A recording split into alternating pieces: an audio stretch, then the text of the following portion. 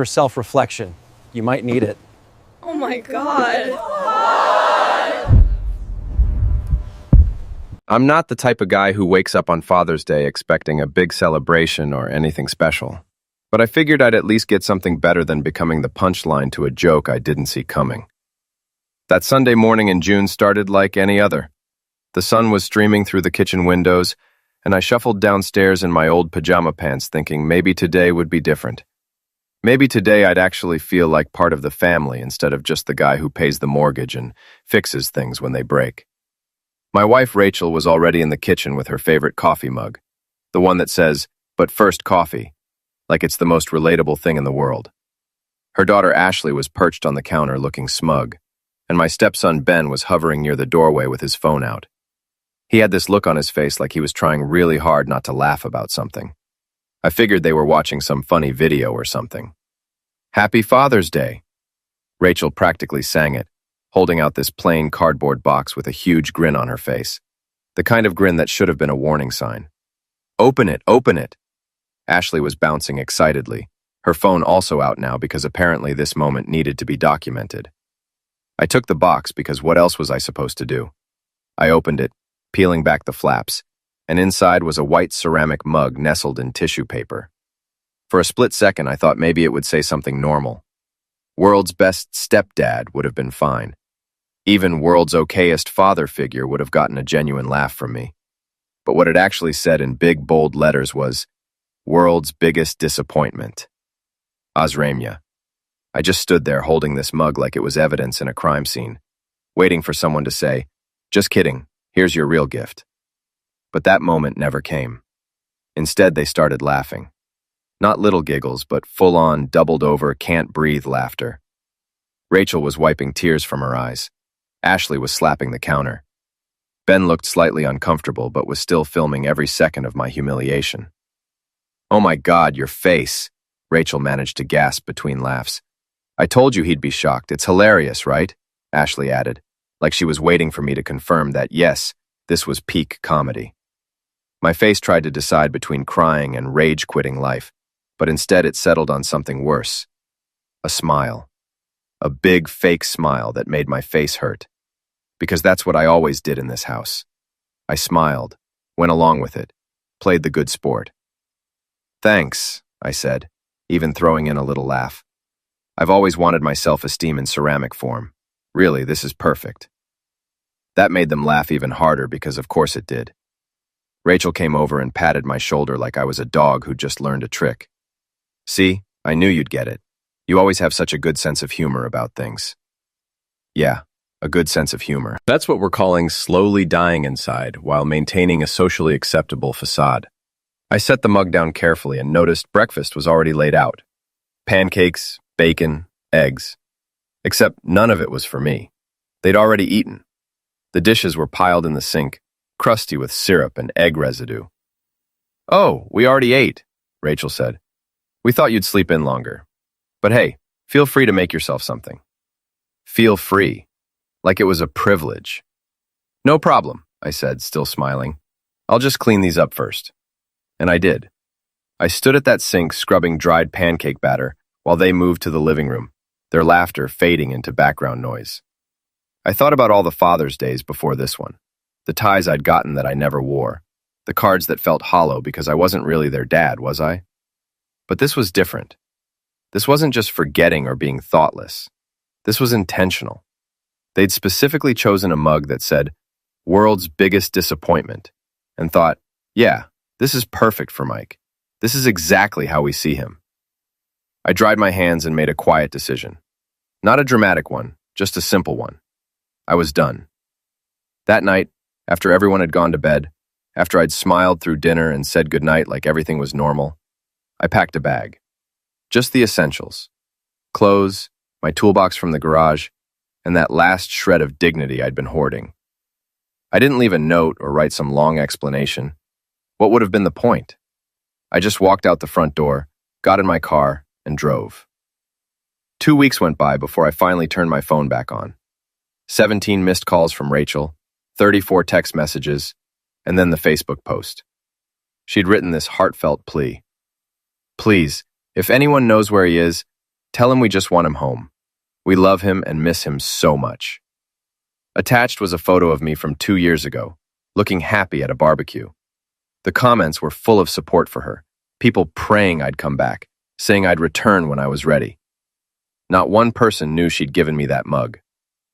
I ended up at this motel off the highway called the Sunrise Inn. $49 a night, and for that premium price you got paper-thin walls, a TV with 3 channels showing infomercials, and complimentary cockroaches that scurried across the bathroom floor like they had somewhere important to be. The guy at the front desk didn't even look up when I checked in, just slid me a key attached to plastic with the room number written in Sharpie, and went back to watching what looked like a documentary about aliens. No questions, no concerned looks, just cold, impersonal, beautiful business. Room 9 was exactly what you'd expect. One bed that sagged in the middle, a nightstand with a flickering lamp, a painting of a boat on the wall that was somehow both boring and unsettling. The carpet had that specific pattern designed to hide stains. I dropped my bag on the bed and just stood there, listening to the sounds. Someone was arguing 3 doors down. Above me, someone was either moving furniture or practicing wrestling moves. The ice machine down the hall made this grinding noise every few minutes. This was my life now. I spent that first week in a fog. I'd wake up, stare at the popcorn ceiling counting stains, shuffle to the convenience store for coffee that tasted like it'd been brewed in a tire, and maybe grab a breakfast burrito that was definitely older than it should be. My phone stayed off. I wasn't ready for what I knew would come eventually. When I finally turned it on to check my bank account because poverty waits for no man's emotional breakdown, that's when I saw it all. The calls, the texts, and that Facebook post that had been up for 3 days with 200 comments. I clicked on Rachel's profile because apparently I hate myself, and there it was, pinned to the top like a missing persons poster. The photo she'd used was from 2 summers ago at the neighborhood barbecue. I'm holding a grill spatula, wearing an apron that says, "Grill Sergeant," smiling like I just won the lottery. I looked happy in that photo. I looked like I belonged somewhere. The comments section was exactly what you'd expect. Sandra from Rachel's yoga class. "Praying for you, hun. He'll come back when he's ready." Kevin from my old job. "Bro, wherever you are, just know we're thinking about you." Rachel's sister Diane, who never liked me anyway. Some people just can't handle commitment. Stay strong, sis. Not one of them knew the truth. Not one person in that comment section had any clue that Rachel had given me that mug. That Ashley had filmed my humiliation like it was content for her social media. That I'd spent Father's Day scrubbing their dirty dishes while they laughed. But here's what really got me. The thing that made me actually laugh out loud in that depressing motel room. She'd said, "The kids are devastated." The same kids who'd thought world's biggest disappointment was comedy gold. The same kids who'd gone about their day after I left like nothing happened. The thing about rock bottom is you can only stay there so long before you either dig deeper or start climbing. And I'm not a digger by nature. I'm a fixer. That's what I do. I fix things. About 3 weeks into living at the Sunrise Inn, I looked at myself in the bathroom mirror and didn't recognize the guy staring back. My hair was too long in an "I've given up" way. My beard had gone from rugged to "might be hiding birds in there," and I was wearing the same shirt for the 3rd day straight. "This is pathetic, Mike," I said to my reflection. So I did something radical. I took a shower, actually used soap everywhere, and dug through my bag for my least wrinkled shirt. Then I walked to the barbershop 2 blocks away, an old-school place called Sam's with a spinning red and white pole outside. Sam himself was probably 70 with forearms like Popeye. He didn't ask why I looked like I'd been living in the woods, just sat me down and got to work. 20 minutes later, I looked human again. Next stop was Willow Creek Hardware, a family-owned place I'd driven past about 100 times. I walked in and found the manager, a woman named Karen who had kind eyes and a no-nonsense attitude, and asked if they were hiring. She looked me up and down. "You know tools?" Like some people know their family members. Better, actually. She cracked a smile. "When can you start?" "Right now, if you want." Just like that, I had a job. Minimum wage plus commission. But it was something. It was purpose. The customers were exactly what you'd expect from a small-town hardware store. Old men who wanted to tell you their life story while shopping for a single bolt. contractors who knew exactly what they needed, and confused homeowners who'd started projects way above their skill level. I liked all of them because they treated me like a person. They asked my advice, laughed at my jokes, and the cashier Jenny flirted with me in that harmless, friendly way. For the first time in longer than I could remember, I felt like I was someone.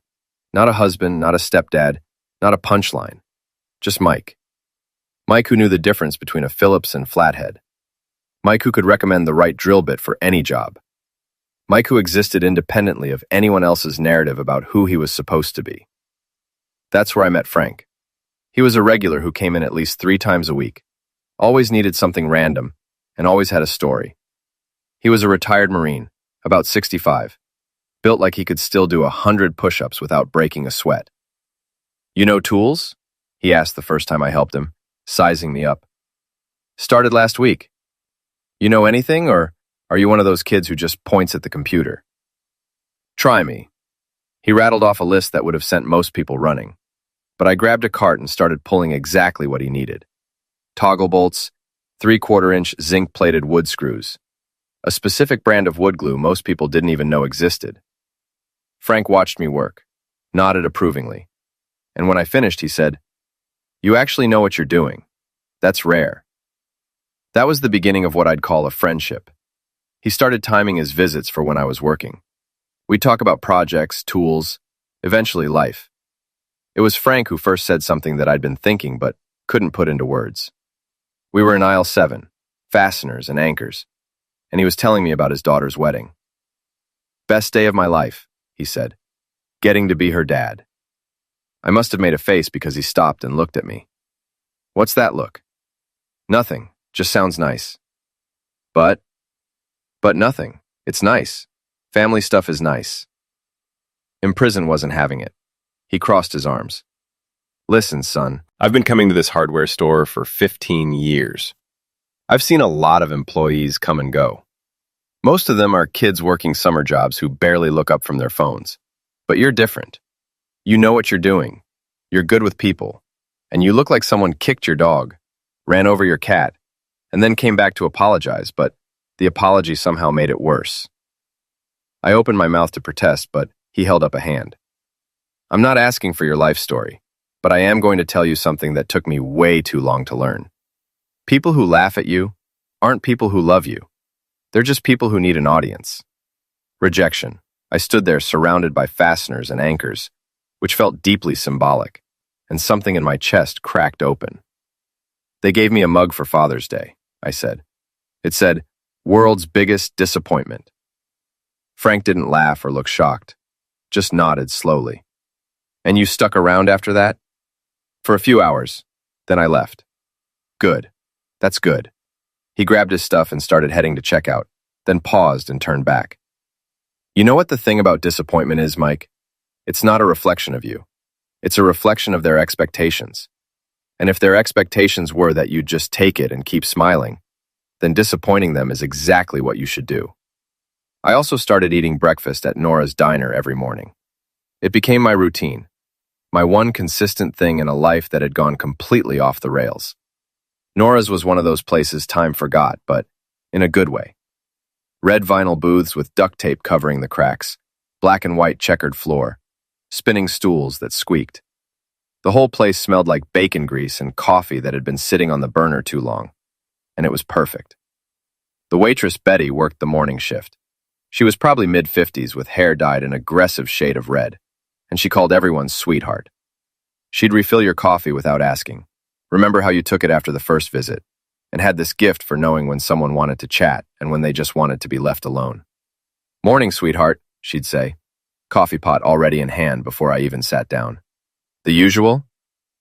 The usual was 2 eggs over easy, wheat toast, hash browns that were crispy enough to use as weapons. It cost $6.95, which felt like robbery. Some mornings when I looked particularly rough, she'd slide an extra piece of bacon onto my plate without charging me. Small gesture, huge impact. About 3 months in, I did something that seemed crazy at the time. I started a YouTube channel. I know, every middle-aged guy going through a crisis thinks he's going to become a YouTuber. I wasn't delusional enough to think I'd become famous, but I figured it would be a portfolio at least. Proof that I knew what I was talking about.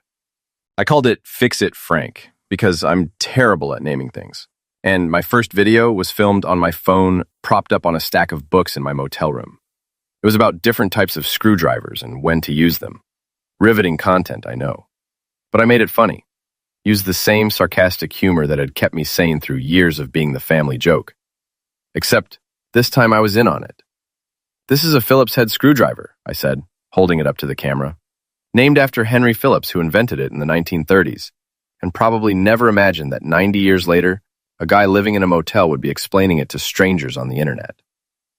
Unwilling to post it at midnight on a Tuesday, because I was too nervous to post during normal hours.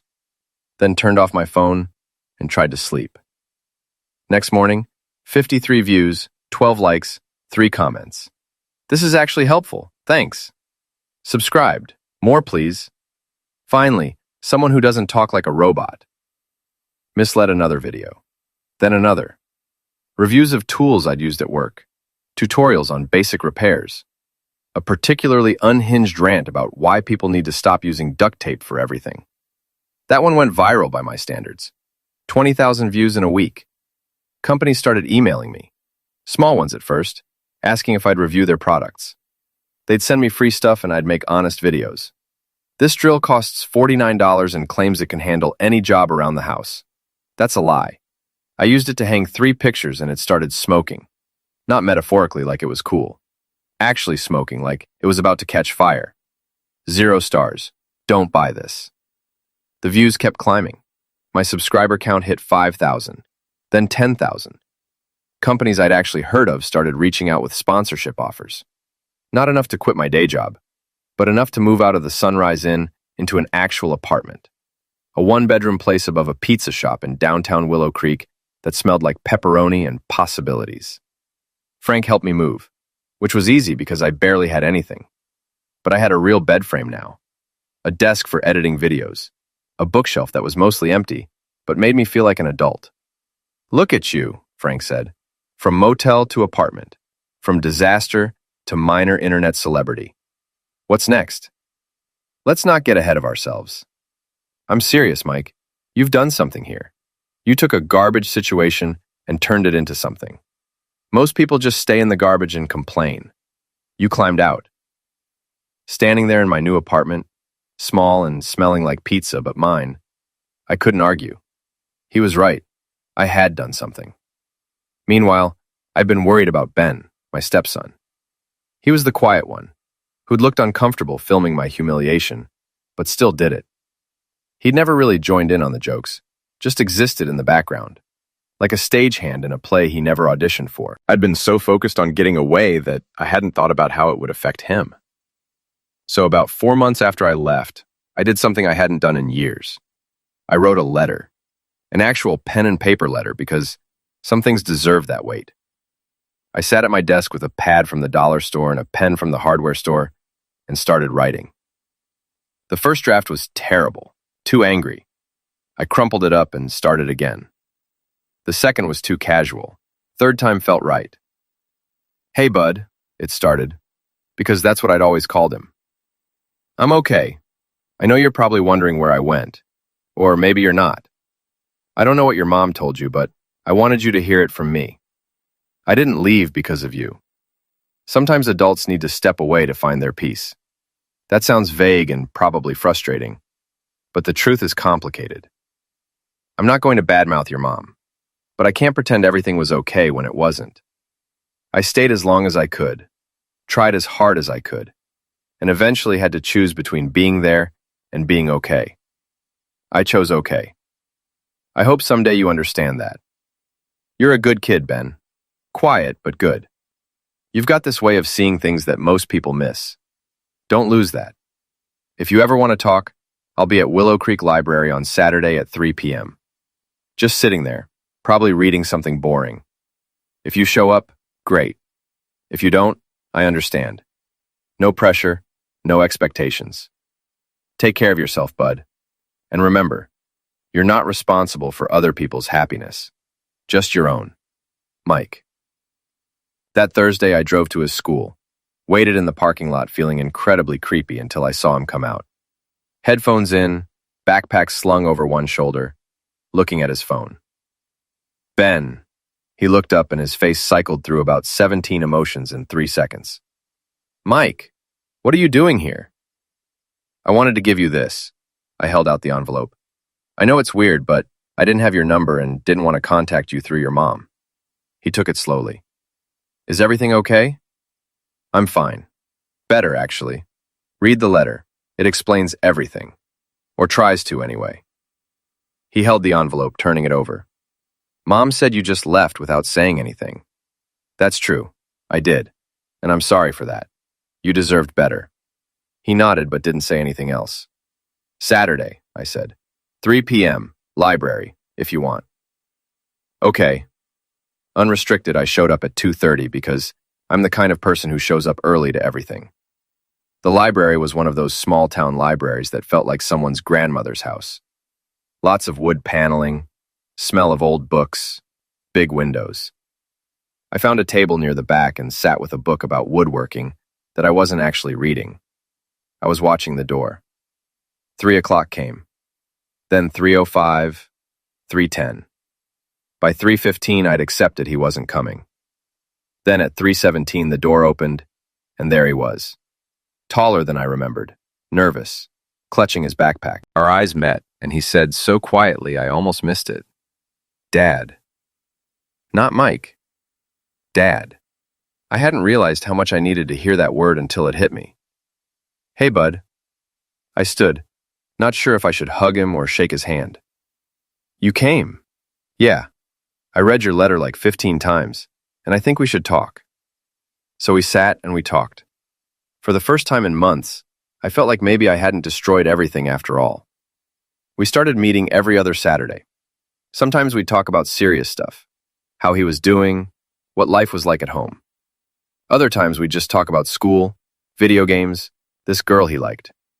Those meetings became my anchor, proof that I mattered to someone. Work was going well too. Karen gave me a small raise, 50 cents more an hour, but it felt like winning the lottery. She started giving me more responsibility, ordering inventory, training new employees.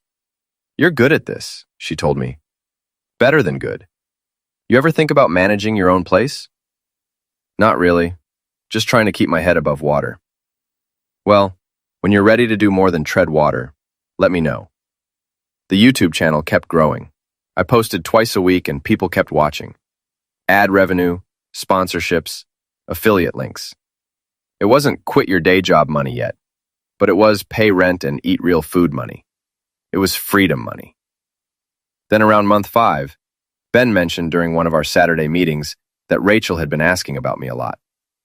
Just where you're living, what you're doing, if you have a job. She's been weird about it, more interested than she should be. How interested are we talking? I don't know. Maybe somewhere between curious and consulting with lawyers. She saw one of your YouTube videos, the one about the circular saw. My gut tightened.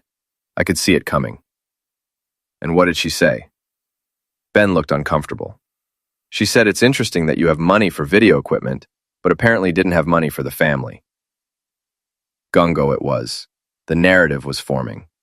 Mike the deadbeat who abandoned his family and is now living it up making YouTube videos while his poor wife struggles. Never mind that the equipment was my iPhone propped on books. Never mind that every dollar I'd earned was mine. Facts didn't matter when someone was building a story. Ben, I need you to be honest. Do you think your mom is going to try to come after me for money? He didn't answer immediately, which was answer enough. I don't know. Maybe. She's been talking to Aunt Diane a lot. Diane was Rachel's older sister, a corporate lawyer who'd never liked me. So I did what any reasonable paranoid person would do. I called my buddy Dave from high school who now ran an accounting firm. We met the next day at his office. You want to protect your assets from your wife, he said. Soon to be ex-wife. And yeah, is that bad? It's smart, especially if you think she's going to come after you. I laid it all out. The YouTube channel making decent money, the growing savings account, the truck I'd bought, the sponsorships. And you left how many months ago? 5. Have you filed for divorce? No. Dave gave me that look professionals give when you've said something incredibly dumb. Mike, buddy, you need to file like yesterday.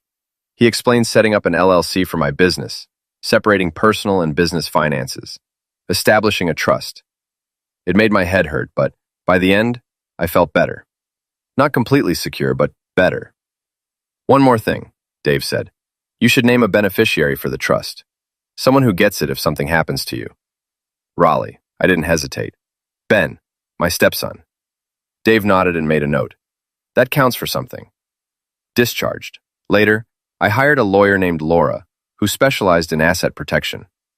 Her office was above a sandwich shop and smelled like pastrami. She was mid-40s with reading glasses on a chain and had this direct way of talking. So, you left your wife after she gave you a disappointment mug. You've been gone months. Haven't filed for divorce, started a successful YouTube channel, and now you think she's coming after you for money? When you say it like that, it sounds like a weird country song. Submissive over czar. Here's my advice. File for divorce now. Don't wait for her. You file first. You control the narrative. And document everything. Every dollar you earn, where it comes from, where it goes. Keep it separate from anything joint. Don't give her ammunition. She leaned forward. And most importantly, you thrive. You succeed so loudly that when people look at the situation, they don't see a man who abandoned his family. They see a man who left a toxic situation and built something better. Sometimes the best revenge is thriving so loud they can't stand the noise. I liked Laura. I left her office feeling prepared. I had an accountant, a lawyer, a plan.